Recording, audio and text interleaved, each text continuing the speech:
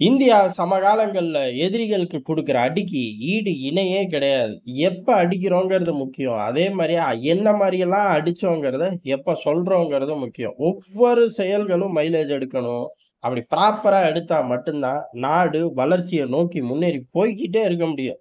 இல்ல அப்படின்னா, அவசர குடுக்கையா செஞ்சோம் அப்படின்னா மாட்டிக்குவோம். அதுக்கு நல்ல உதாரணம் நம்ம நாட்டிலே இருக்கு. பார்லிமென்ட்ல ஏலே அந்த வீரர்கள தூக்கி எறிங்கடான்னு உத்தரவு போட்டு வந்து தான் அவங்க முன்னாடி பேசிக்கிட்டு இருக்கேன் அப்படின்னோம்.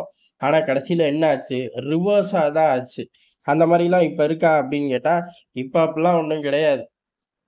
அடி உறுதி அப்படின்னு சொல்றதோட நின்னுக்கிறோம். அதுக்கப்புறம் அடிச்சுட்டு கால்ல விழுந்துட்டேன் விட்டுருக்கோம் பாரு அப்படின்னு சொல்ற அளவுக்கு அப்டேட் ஆயிட்டோம். சரி இருக்கட்டும். இப்ப ஆப்பரேஷன் சிந்தூர்ல பல விஷயங்கள சாதிச்சோம். ஆனா எல்லாத்தையும் அரசாங்கத்தால சொல்ல முடியுமா அப்படின்னு கேட்டா சொல்ல முடியாது. ஆனா ஒவ்வொன்னா எடுத்து விட்டுக்கிட்டே இருந்தோம். அரசியல் அழுத்தங்களா அப்படின்னு கேட்டா, சர்வதேச அரசியல்லயும், ராணுவ வட்டாரத்திலயும் அழுத்தங்களுக்கு வேலையே கிடையாது. அழுத்தங்களுக்கு பதிலா அப்படியே பின்னாடி போய் ரிவர்ஸா பேச வேண்டியது தான். எது? பழைய சம்பவத்த. பார்லிமென்ட்ல கேட்கிறார்கள் அப்படிங்கிறக்காக, இதோ தூக்கி எறிய சொல்லி உத்தரவு போட்டுட்டு வந்தா உங்க முன்னாடி பேசிக்கிட்டு இருக்கேன்னதான் இன்னைக்கு வரையும் நம்மள சுத்துற பாவமா இருக்கு. ஒழுங்கான திட்டங்கள் தீட்டப்படாம அன்னைக்கு இருந்ததோட விளைவு. சரி கிடக்கட்டும். இப்ப திட்டங்கள் தீட்டி ஆப்பரேஷன் சிந்தூர வெற்றிகரமா நடத்தணும். பாகிஸ்தான் கதறி கால்ல விழுந்தான். கதறி கால்ல விழுந்து எந்திரிச்சு போயிட்டான். ஐயையப்பா! நம்மளோட ஒரு இன்புட் இல்லாம இவன் சண்டைய முடிச்சுட்டானான்னு அமெரிக்கா கதறிருச்சு. கதறி என்னால தான் அந்த சண்டை நின்னுச்சு தெரியுமான்னு இன்னைக்கு வரையும் ட்ரம்ப் சாதிக்கிறாரு. சின்ன பிள்ளைத்தனம் நீ கிண்டல் பண்ணாலும் சரிடா. ஆனா நான் ஒத்துக்க மாட்டேன்டா. ஒத்துக்கிட்டா என் பொழப்பே போயிரும்டாங்கிற மாரி சாதிச்சுக்கிட்டு இருக்காரு. அந்த அளவுக்கு தரமான சம்பவம். அந்த சம்பவத்தோட இன்னொரு மைலேஜ் இப்ப வெளில வந்திருக்கு. நம்ம அடிச்சது என்னமோ பாகிஸ்தான் தான். ஆனா ஒட்டுமொத்த அடியும் சீனாவுக்கு குடுத்த சமம் தான். இது எல்லாருக்குமே தெரியும்.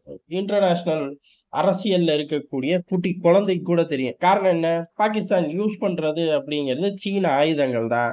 பாகிஸ்தானுக்கு பெரிய அளவு எல்லா இன்புட்ஸை இன்டெலிஜென்ஸ்ல இருந்து எல்லா கருமங்களையும் குடுக்கறது சீனா தான். அதனால அவன தூக்கி போட்டு மிதிக்கிறது தான் இதுல அல்டிமேட் அப்படிங்கிற மாரி இருக்கும். சீன ஆயுதங்கள பதம் பார்க்கிறோம். இதுல ஏகப்பட்ட ரிஸ்க்கும் இருக்கு. அவனோட ஒவ்வொரு ஆயுதங்கள பதம் பார்க்கும்போது அத அப்டேட்டுக்கு ஒர்க் ஷாப்புக்கு கொண்டு போய் தொலைப்பான். ஆனா இந்தியா, சீனாக்குள்ள நேரடி மோதலே இருக்காது. அப்ப என்னைக்கோ ஒரு நாள் தயார் நிலை அப்படின்னு அந்த திருட்டு நரிகளுக்கு தெரிஞ்சு போச்சு அப்படின்னா தாக்க ஆரம்பிச்சுருவாய்ங்க. ஆனா கணக்கு தப்பி போகவும் அதிக வாய்ப்பு இருக்கு. ஏன்னா இந்தியாவும் இவன் ஒர்க் ஷாப்புக்கு கொண்டு போவான். எப்படி அப்டேட் ஆகி வருவான், நம்மளும் இந்த பக்கம் ஒர்க் ஷாப்புக்கு கொண்டு போய் ஆயுதங்கள பட்ட தீட்டியிருப்போம். ஏலே இவன் ஏதோ பட்றையில அருவா தீட்டுற மாரியே பேசிக்கிட்டு இருக்கான்டா. ஒரு ஆர்&டி மாரியே பேச மாட்டேங்கிறான்டா ஆயுத சந்தைய பத்தி அப்படின்னு கீழ வந்து சொல்லக்கூடாது. ஒப்பீடு தான். அப்படிதான் இப்போ ஒரு முக்கியமான சம்பவம் வந்திருக்கு. பொதுவாவே எ ரேடார்கள் மூலியமா எல்லாத்தையும் தெரிஞ்சுக்கிறது எதுக்கு? தடுக்கிறதுக்கு தான். அப்புறம் வருது அப்படின்னு சொல்லி வரவேற்கவா? அப்படிங்கிற மாரி தான் இருக்கும். ஆனா பாகிஸ்தானோட ரேடார்கள் என்னத்த செஞ்சுச்சு அப்படின்னா, ஒண்ணுமே செய்யல. ரேடார்களையும் மீறி லைவ் லொகேஷன் ட்ராக்கர் சேட்டலைட் மூலியமா எடுத்து சீனா பாகிஸ்தானுக்கு குடுத்திருக்கு. ஏலே ஏவுகணை இந்தியால இருந்து கிளம்பிருச்சுடா. ஆளில்லா விமானம் கிளம்பிருச்சுடா. இந்த திசைய நோக்கி தான்டா வருது. இவ்வளவு வேகத்துல வருது அப்படிங்கிற ட்ராக் ரிப்போர்ட்ட தந்துகிட்டே இருந்திருக்கான். வெட்கங்கெட்ட பய ஆனா அம்புட்டு ட்ராக் ரெக்கார்டு கொட்டுன மாரியே தெரியலையேப்பா! ஏலே ஆயுதம் வருது, இவ்வளவு வேகத்துல வருது, இந்த திசைய நோக்கி வருதுன்னா, தயார் நிலையில் நின்னு தொலைய வேண்டியது தானே! அப்படி ஒண்ணும் இல்லையே! 9 டெரரிஸ்ட் கேம்ப் போச்சு. அதுக்கடுத்து 10 பேஸ் போச்சு. இன்னும் சொல்லப்போனா 3500 வீரர்கள் போனாய்ங்க. வீரர்கள்னு அவனுங்க சொல்லுவாய்ங்க. ஆனா உண்மையில யாருன்னா தீவிரவாதிகள். இதையும் தாண்டி ஆசிம் முனிர் பதுங்கியிருந்த பங்கர் மேலேயே குண்டு போட்டோம். இதுக்கும் மேல இவன் டீட்டெயில் வாங்கி என்னதான் செய்தான்? ஒருவேளை வாங்கின டீட்டெயில் சீன மொழியில இருந்துச்சுன்னு புரியாம போயிருச்சோ பாகிஸ்தானுக்கு அப்படின்னு கேட்டோம்னா, தெரியல சத்தியமா. சீன மொழியில கூட கூம்டேக்கு எழுதி தந்திருப்பாங்களோ? தெரியல. ஆனா தந்திருக்காய்ங்க. இவர்களும் டேட்டாவ வாங்கியிருக்கார்கள். 2டே விஷயம் தான் நடந்திருக்கும். ஒண்ணு டேட்டா தப்பா இருக்கும். இல்ல டேட்டாவ வாங்கி பிரயோஜனம் இல்லாம இருக்கும். டேட்டா தப்பா இருக்கறக்கு அதிக வாய்ப்பு இருக்கா அப்படின்னு கேட்டா, தெரியல. அதிகாரிகள் கன்ஃபார்ம் பண்ணி வச்சிருப்பார்கள். அதெல்லாம் சீக்ரெட் தான். வெளியில வரவே வராது. அப்ப ஒருவேள நம்ம சொன்னது உண்மையோ? சீன மொழியில எழுதி குடுத்துட்டாய்ங்களோ? அதுக்கும் வாய்ப்பு இருக்கு. இவனுங்க ராக்கெட்லயே தண்ணிய ஊத்துன ஆளுக. பாகிஸ்தானுக்கு புரியும், புரியாதுங்கிறத தாண்டி ஒரு பதட்டத்துல வேகமா எழுதி கூட குடுத்துருப்பாய்ங்க. நமக்கு என்ன தெரியும்? ஆனா அந்த இன்னொரு விஷயம் தான் ரொம்ப ஹைலைட்டான விஷயம். இந்தியா மைலேஜ் எடுத்த விஷயம். என்ன அப்டின்னா, இவர்கள் இவ்வளவு டேட்டாவை வாங்கி தடுக்க முடியல அப்படிங்கிறத. டேட்டா பொய்யா இருந்தாலும் சீனாவுக்கு பேக் ஃபயர். டேட்டா கரெக்ட்டா இருந்தாலும் பேக் ஃபயர். நம்ம தான் தாக்குதல வெற்றிகரமா முடிச்சுட்டோம்ல. அப்ப தடுக்க முடியல. தடுக்க முடியாட்டி அது பாகிஸ்தானோட பேக் ஃபயர்ன்னு சீனானால கைய தூக்க முடியாது.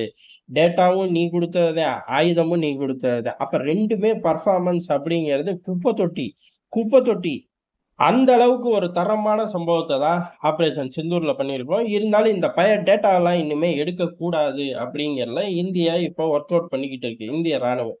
ஆனா இத அன்னைக்கு விடாம இன்னைக்கு விட்டதுக்கான காரணம் என்ன அப்படிங்கிறதா, இன்னைக்கு விட்டதுக்கான காரணம் அப்படிங்கிறது சீனாவோட பலம் என்ன, பலவீனம் என்ன அப்படிங்கிறத வெளிப்படையா நம்ம சொல்றோம். இப்படி வெளிப்படையா சொல்றது மூலியமா, இன்னும் பல 100 விஷயங்கள் நம்ம பாக்கெட்ல தான் இருக்கும். அதெல்லாம் வேணும்னா என்ன வேணும்? சீனாவை இன்னைக்கு நிலைமைக்கு யாரு எதிர்க்கிறாங்களோ அவனுங்க டீலுக்கு வரணும். இன்னைக்கு நிலைமைக்கு யாரு எதிர்க்கிறா? இன்னைக்கு நிலைமைக்குன்னு எடுத்துக்கிட்டாலும் சரி, இல்ல என்னைக்கு நிலைமைக்குன்னு எடுத்துக்கிட்டாலும் சரி, சீனாவுக்கு எதிரி யாரு? சீனாவை யாரு எதிர்க்கிறா அப்புட்ன்னா, அந்த ரூம்ல உள்ள அம்புட்டு பேரும் கைய தூக்குவாய்ங்க சீனாவ தவிர. ஏன்னா நரி அவ்வளவு தூரம் சண்டை போட்டு வச்சிருக்கு ஊர்ல உள்ள அம்புட்டு பயலுக கூடயும். அதனால எல்லாரும் கை தூக்குவாய்ங்க. ஆனா அத்தியாவசியம், தேவை, இவன அடக்கியே ஆகணும். இல்ல இவன் நம்ம பக்கத்துல வந்துருவானோ அப்படின்னு பயந்து நடுங்கி குளிர் ஜுரம் மாரி வந்து வந்து போறது யாருக்கு? அன்னை அமெரிக்காவுக்கு. அன்னை அமெரிக்கா அப்ப இந்த பல 100 விஷயங்கள் வேணும் அப்படின்னா டீலுக்கு வந்துதான் ஆகணும். அவன் தான் ஏற்கனவே டீல் டேபிள்ல தான் உட்கார்ந்திருக்கான். இந்தியா, அமெரிக்கா மிகப்பெரிய அளவுல டீல்கள் சைன் ஆகப்போது. அமெரிக்கால ஜன்னல், கதவு, கேட்டு மெயின் கேட்டு எல்லாத்தையும் தொறந்து விடுறேன்ப்பா. கொல்லைப்புற கதவையும் தொறந்து விடுறேன் அப்படின்னு சொல்லிக்கிட்டு இருக்காரு. அதே சமயம் ரஷ்யாவோட கதவு, ஜன்னல், கொல்லைப்புற கேட்டு, மெயின் கேட்டு எல்லாத்தையும் நீ அட அப்படின்னு மிரட்டிக்கிட்டு இருக்காரு. இதுக்கு நடுவுல அந்த மிரட்டலுக்கு நாங்க பணிய மாட்டோம். ஏன் அப்புட்ன்னா, நீ மிரட்டுவேன்னு தெரிஞ்சு ஏற்கனவே கூட வாங்க ஆரம்பிச்சுட்டோம். நீ வெளிப்படையா மிரட்டுனதுக்கு இன்னும் கூட வாங்குவோம். தடை கீது போட்டுட்டேன்னு வச்சுக்க, மறந்துரு இந்த திசையவே அப்படின்னு சொல்லிட்டோம். அடுத்த கட்டமா எங்ககிட்டயும் இதே மாரி இருக்கு. உன்னைய மாரி சின்ன புள்ள மாரி இந்த மிரட்டல் கார்டெல்லாம் நாங்க ப்ளே பண்ண மாட்டோம். நாங்க ப்ளே பண்றது பூராமே ஜம்முன்னு இருக்க மைலேஜ் எடுக்கக்கூடிய கார்டு தம்பி அப்படிங்கிற மாரி தான் இப்ப இந்த விஷயத்த வெளிப்படையா சொல்லியிருக்கோம். இது எதுக்கு அப்புட்ன்னா, எங்ககிட்ட சரக்கு இருக்குப்பா. வேணும்னா டீல் பேசிக்கிட்டு இருக்கேல்ல, அந்த டீம்ட்ட இதையும் சேர்த்து பேச சொல்லு அப்படின்னு அமெரிக்காவுக்கே கேட்ட போடுறோம். அந்த கேட்டுக்கு அடியில லெமன் மாரி சீனாவ வச்சு நசுக்கிட்டோம். அந்த லெமன கேட்டுக்கு அடியில கொண்டு வந்தது யாரு? பாகிஸ்தானு.